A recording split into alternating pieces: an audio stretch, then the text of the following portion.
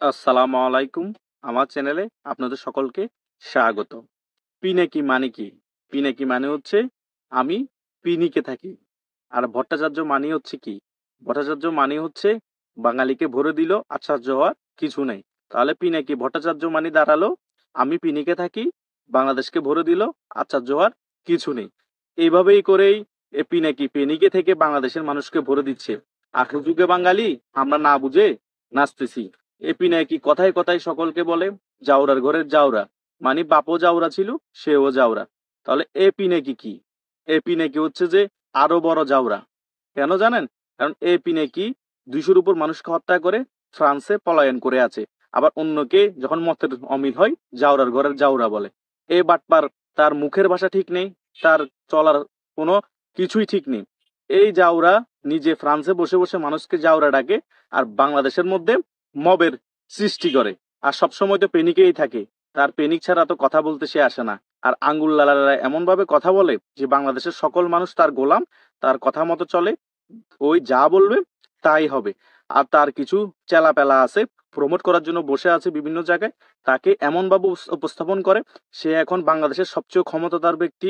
তার প্রেসিডেন্ট হওয়া লাগবে না, তার আর্মি প্রধান হওয়া লাগবে না, তার কোনো মন্ত্রী হওয়া লাগবে না, তার কথা দিয়ে বাংলাদেশ চলে।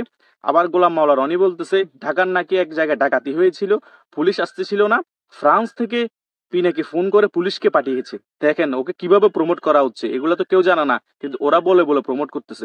এইরকম আরো অনেক আছে পিনাকিকে এমন ভাবে উপস্থাপন ও প্রমোট করতেছে যে পিনাকির কথা মতোই বাংলাদেশ চলে।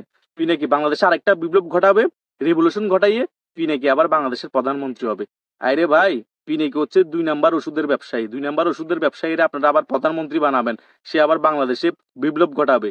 সে বলতেছে বাংলাদেশে এসব কিছু ঠিক না হলে বাংলাদেশে এসে সকল ছাত্রদেরকে নিয়ে আবার বিপ্লব ঘটাবে। বাংলাদেশের ছাত্ররা কি বকচুদ? হ্যাঁ, তুমি তাদের পক্ষে এখন হালকা একটু কথা যাচ্ছে বিধায় বাংলাদেশের ছাত্ররা তোমার ভিডিও দেখে। বাংলাদেশ ছাত্ররা আসলে তোমার কবর রচনা হয়ে যাবে। তুমি না বলো বাংলাদেশে আওয়ামী লীগের কবর রচনা করবা? তোমার কবর রচনা ওরা আগেই করে দিবে, আওয়ামী লীগের কবর রচনা করার আগে। বকচুদ মার্কা কথা বলা বাদ দিয়ে বাংলাদেশে আসো, তারপরে বোঝা যাবে তোমার মধ্যে কত দম, তুমি কারে জয় বাংলা করো। বাংলাদেশে বসে এসব কথা বলতে একটা হ্যাডামের দরকার আছে। ফ্রান্সে বসে বসে এরকম সবাই বড় বড় গলা মারতে পারে, চাপা মারতে পারে।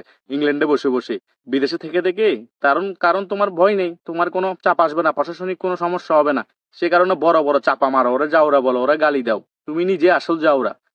যে মানুষকে কথায় কথায় জাউরা বলে, সে যদি জাউরা না হয় তাহলে সে নিজে অরিজিনাল জাউরা। আর তুমি হচ্ছ জাউরার সন্তান। কথা বুঝো না? গোলাম মুর্তুজার মতো মানুষকে তুমি জাউরার ঘরে জাউরা বলতেছো, জয় বাংলা করে দিবা। তোমারও দেখো না, ফ্রান্সের মধ্যেই জয় বাংলা করে দিবে সুযোগ পেলে। তুমি তো অলরেডি পুলিশের নজরদারিতে আছো। ভালো হয়ে যাও, এসব বাটপারি ছেড়ে ভালো হয়ে যাও। মানুষের টাকা মেরে খেয়ে, মানুষকে মেরে বিদেশে বসে বসে এখন ইউটিউবিং করে করে গালাগালি করে টাকা কামাচ্ছ। কথা বুঝো নাই? মানুষ সকল কিছু বুঝে গিয়েছে। তোমাকে বাংলাদেশের হয়তো 10% 20% মানুষ হয়তো পছন্দ করতে পারে, কিন্তু 80% মানুষ তোমার ভিডিও দেখলেও তোমাকে পছন্দ করে না। কারণ তুমি যে কত বড় ধরনের বকচুত আর বল্টিপ আর বাটপার, সেটা মানুষ এখন বুঝে গিয়েছে। অচিরেই তার জবাব পাবা। কথা বুঝো নাই? তুমি তোমার কিছু চেলাপেলা আছে, ওদেরকে সকলে যারা তোমার বিপক্ষে কথা বলে লেলিয়ে দিচ্ছ, কোনো লাভ হবে না। তোমার বিরুদ্ধে সোচ্চার হবে সকলেই। এখন তো আমরা ছোটখাটো ইউটিউবার যারা আছে কথা বলতেছি, সামনে আরো বড় বড় ইউটিউবাররা তোমার বিপক্ষে কথা বলবে। আমি মুফাসসির ইসলাম ভাইকে স্যালুট জানাই। তিনি বাংলাদেশের সপক্ষে কথা বলতেছে এবং মুক্তিযুদ্ধের সপক্ষে হয়ে কথা বলতেছে। ওনাকে স্যালুট। ওনার মতো যারা ওর বিপক্ষে কথা বলতেছে, ওর সকল কিছু ফাঁস করতেছে, তাদেরকেও স্যালুট। আর আমিও কথা বলে যাব, চুপ থাকবো না যতদিন এই দেহে প্রাণ আছে। ধন্যবাদ সকলকে।